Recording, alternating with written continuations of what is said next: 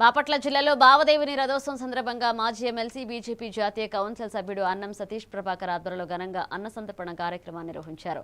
గత 15 ఏళ్లుగా నిరంతరం కొనసాగుతున్న ఈ సేవలో భాగంగా ఈసారి కూడా సోమేశ్వర స్వామి దేవాలయం వద్ద సుమారు 10,000 మందికి భోజనం వడ్డించారు. జిల్లాలోని నలుమూలల నుంచి వచ్చిన భక్తులకు ప్రేమతో అన్నదానం చేసి తన సేవాభావాన్ని చాటుకున్నారు.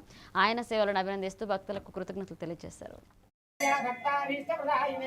पादकोटि प्रकाशाय भावदेवाय मंगलम मंगलाशासन पराय महाराजाय प्रोतमैः सर्वैश्च पूर्वैराचार्य जायामि ध्यानं समर्पयामि आवाहयामि आवाहनं समर्पयामि सुवर्णरत्नगतिदेवस्य पादं समर्पयामि वादयाः पादं समर्पयामि विश्वेश्वराय नरकान्नवतारणाय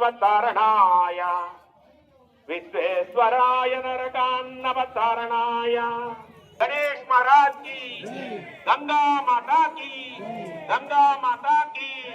तुलसी माता की స్వామివారి యొక్క దీనికి తగ్గట్టుగానే ఏర్పాటు చేయడం జరిగింది. ఖచ్చితంగా ఎన్ని వేల మంది వచ్చినా కూడా ఆ దేవుని దయ వల్ల ఇప్పటి వరకు ఇన్ని సంవత్సరాల్లో ఏ రోజు కూడా వచ్చిన వారికి ఎవరికి కూడా మాకు స్వామివారి ప్రసాదం అందలేదు అనే విధంగా మరి ఆ స్వామివారే ఆ కార్యక్రమాన్ని నిర్వహిస్తూ ఉన్నారు.